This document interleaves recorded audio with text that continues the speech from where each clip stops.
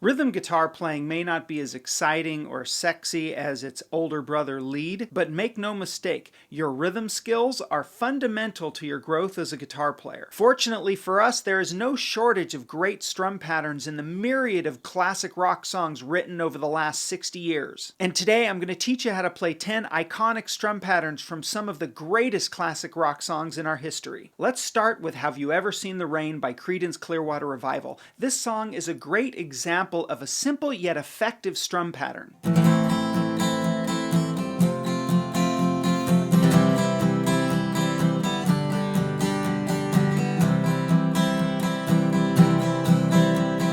I'm mostly just going down, up, down, up, down, up, down, up, but it's not quite that easy. You see, there are accents happening in that down, up, down, up, down, up strum pattern that make it more interesting and really fill out the sound. So first I want to show you the strum pattern that basically maps out all of the accents. It goes like this.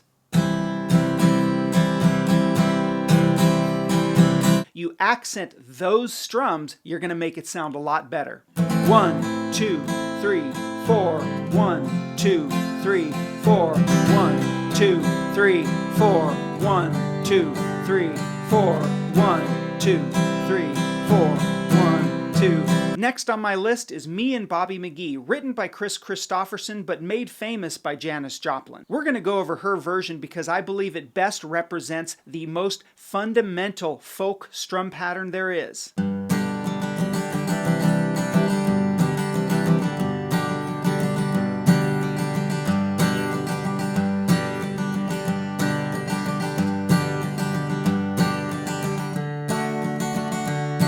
This strum pattern is absolutely vital if you intend to play any sort of folk music. What makes it tricky, however, is that the first strum of the pattern is not a strum at all. It's simply picking the bass note of whatever chord you're playing. So if you're playing a G, you're going to pick the top string. If you're playing a D, you're going to start by picking the fourth string. 1, 2, 3, 4, 1, 2, 3, 4, 1, 2, 3, 4, 1, 2, 3, 4, 1, 2, 3, 4, 1, 2, 3, 4. Fourth on my list is What's Up by Four Non Blondes. This is a great song with a simple and super effective strum pattern. Let me show you how it starts and then we'll go over it.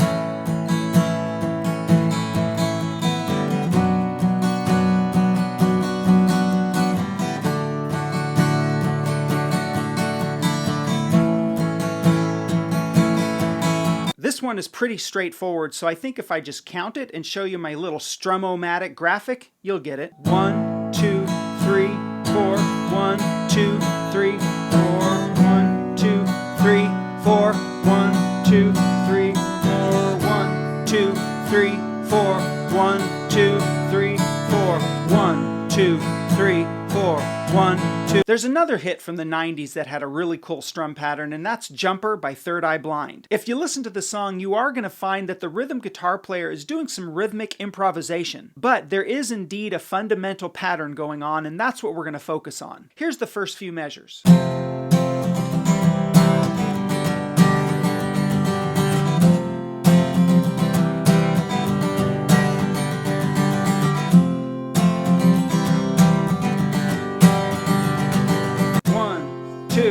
Three, four, 1, 2, 3, 4, 1, 2, 3, 4, 1, 2, 3, 4. Hide Your Love Away by the Beatles also has a pretty important strum pattern that you ought to know. This one has a time signature of 6/8, so instead of counting to 4 while you play, we're going to count to 6. And for this video, I'm going to play this song more like Pearl Jam's Eddie Vedder did when he covered it in 2002.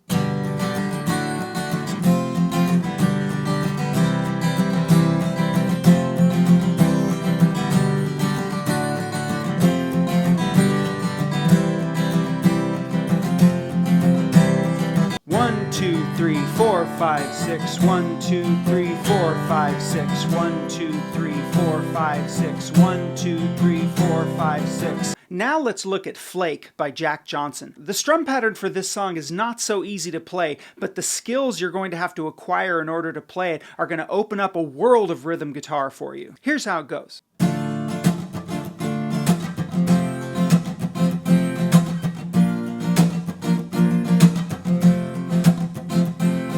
In order to play this strum pattern correctly, you're going to need to master your ability to control the sound of the chord with your left hand, so that you either strum it while you're squeezing it, and you get a nice musical sound, or you strum it while your grip is loose, and you get a percussive sound. On my Strum-O-Matic graphic, the percussive strums will be notated with X's over the arrow stem.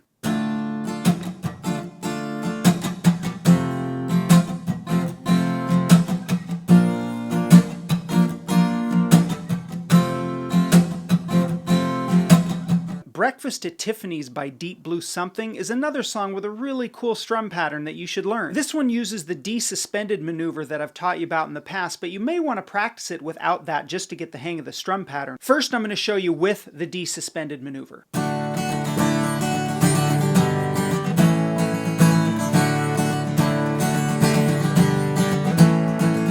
Now here it is without the D sus maneuver to distract you.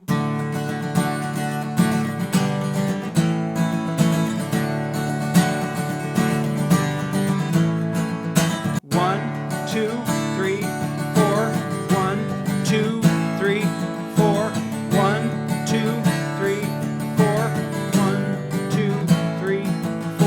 And once again, let's do it slower without the D sus maneuver. 1, 2, 3, 4, 1, 2, 3, 4, 1, 2, 3, 4, 1, 2, 3, 4. Of course, no strum pattern guitar list would be complete without Uncle John's Band by the Grateful Dead. I remember trying to learn this in the early years of my guitar playing, and it's a little bit tricky, but you can get it.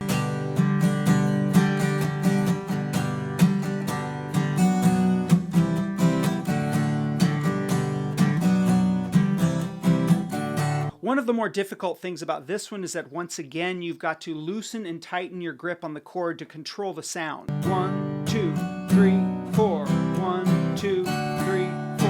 1, 2, 3, 4. 1, 2, 3, 4. And now here we go back to the good old 80s for Every Rose Has Its Thorn by Poison. This most certainly is a strum pattern that cannot be forgotten and should definitely be learned. The rhythm guitarist does a lot of improvisations, but there is a fundamental strum pattern going on, and that's what I'm going to go over with you. Now, if you want to sound like the recording, you're going to have to tune your guitar down to E flat standard, but mine is tuned in E standard. Here's the intro broken down into the fundamental strum pattern that's going on.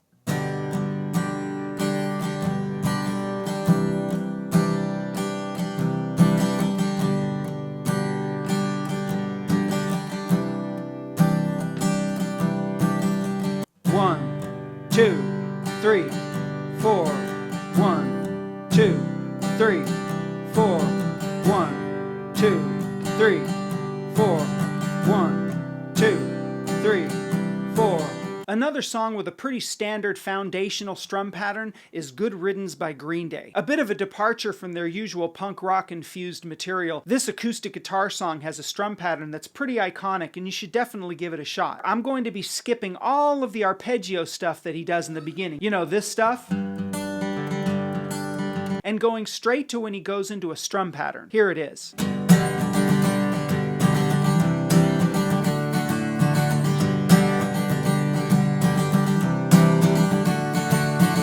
1, 2, 3, 4. 1, 2, 3, 4. 1, 2, 3, 4. 1, 2, 3, 4. 1, 2, 3, 4. 1, 2, 3, 4.